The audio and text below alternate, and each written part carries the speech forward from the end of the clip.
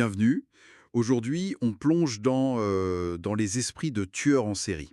Mmh. On va s'appuyer sur les entretiens menés par Christopher Beridé, directement avec eux, en prison. Oui, Tout ça est dans son livre Talking with Serial Killers. Et nos sources, ce sont les transcriptions audio et vidéo de ces conversations. c'est ça. Le but, attention, ce n'est pas la fascination morbide, hein. On essaye plutôt de comprendre un peu les motivations, les parcours. Les schémas psychologiques derrière tout ça. Voilà, exactement. Grâce à ces témoignages directs.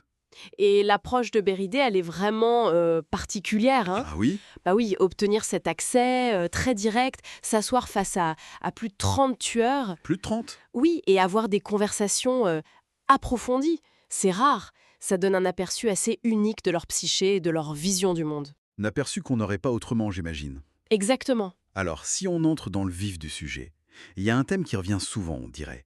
L'enfance difficile. Ah oui, ça c'est fréquent. On pense à Arthur Shawcross, Henry Lee Lucas. Des parcours marqués par les abus, la négligence, des troubles psy très tôt. Mmh. Et ce qui est marquant dans les entretiens, c'est de les entendre eux-mêmes parler de ce passé. Parfois pour expliquer. Pour justifier, presque.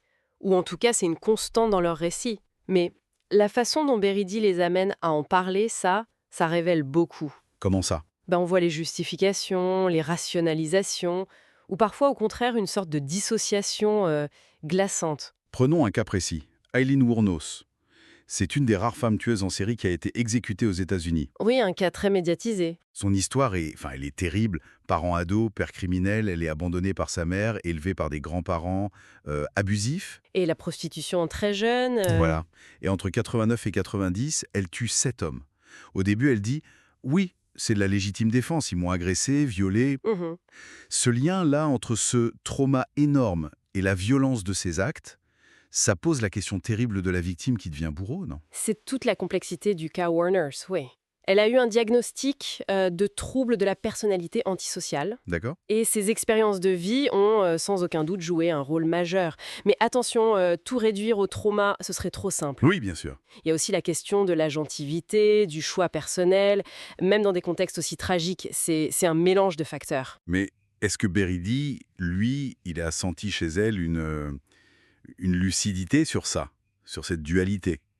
Ou est-ce qu'elle restait bloquée sur la justification? C'est très difficile à dire sans y être, mais d'après les transcriptions, on voit une personnalité très changeante, Ah oui. capable de passer de la vulnérabilité, ou ce qui semble être de la vulnérabilité, à une colère très intense.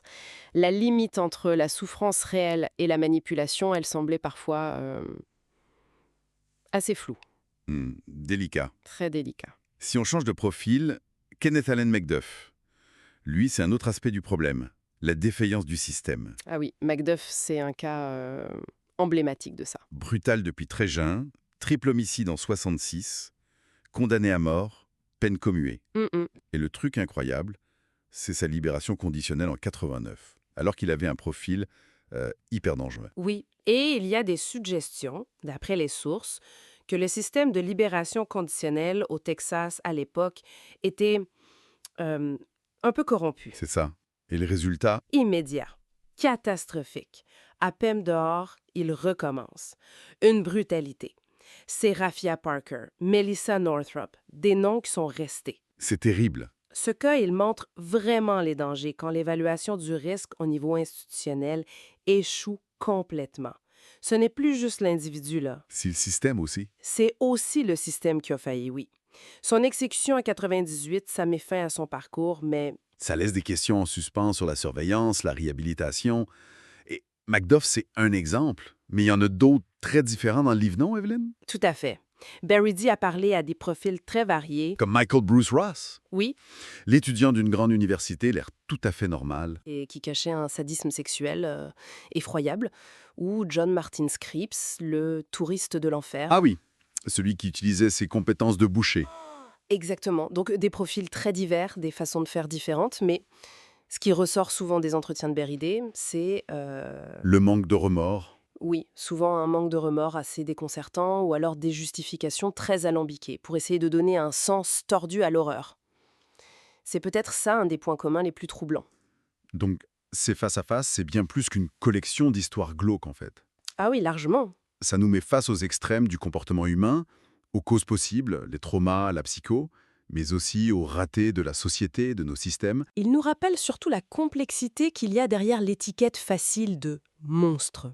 Comprendre, ça ne veut pas dire excuser, jamais, mais c'est nécessaire si on veut essayer de prévenir. Et notre objectif, c'était bien ça, hein, essayer de mieux cerner ces logiques euh, déroutantes. Et ça nous laisse avec une question fondamentale, je crois. Laquelle? Jusqu'où on peut aller dans l'analyse des causes profondes, des traumas, de l'enfance brisée, sans pour autant minimiser la responsabilité écrasante de l'individu pour ses actes.